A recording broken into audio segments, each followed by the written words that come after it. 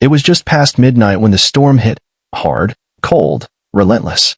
Thunder cracked above a dusty garage on the edge of town, where a single flickering bulb lit up a cluttered workspace.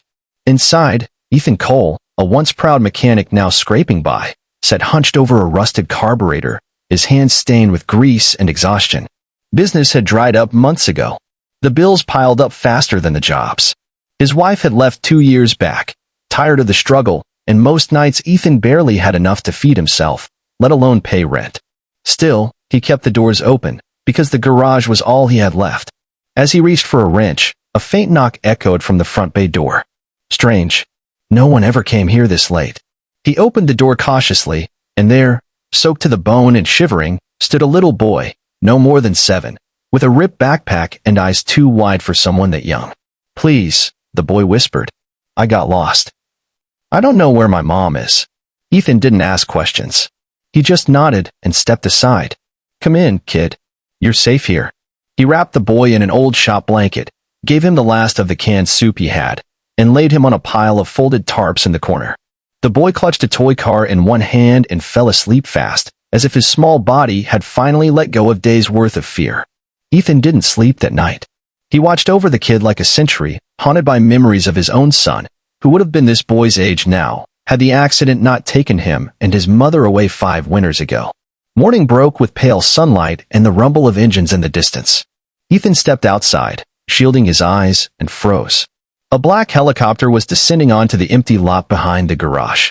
Men in suits, armed with radios and urgency, stepped out before the rotors even stopped spinning. A woman rushed forward, her eyes red with panic and hope. "David," she cried. The boy, now peeking from behind Ethan's leg, ran forward. "Mom." They collided in an embrace that made Ethan swallow the lump rising in his throat. One of the suited men approached him. "You the one who took him in?" Ethan nodded slowly. Didn't know who he was. Just saw a scared kid. The man pulled off his sunglasses. "That scared kid is David Remington. His mother is Claire Remington, the tech CEO. They've been searching for him since yesterday. He wandered off during a retreat up north. You probably saved his life." Ethan blinked, stunned. Later, Claire walked over, her arm wrapped tightly around her son. "I don't have words," she said, her voice breaking. "You didn't have to take him in. But you did." "I just did what anyone should," Ethan said quietly. "No," she replied. "Not everyone would have." 2 weeks later, Ethan's life looked nothing like before. His garage, once crumbling, was now buzzing with new equipment, fresh paint, and steady business.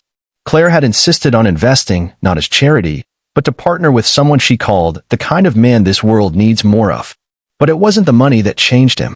It was the boy's hug that morning, the way he'd said, "Thank you, mister," like Ethan was a hero. That moment gave Ethan something money never could: purpose.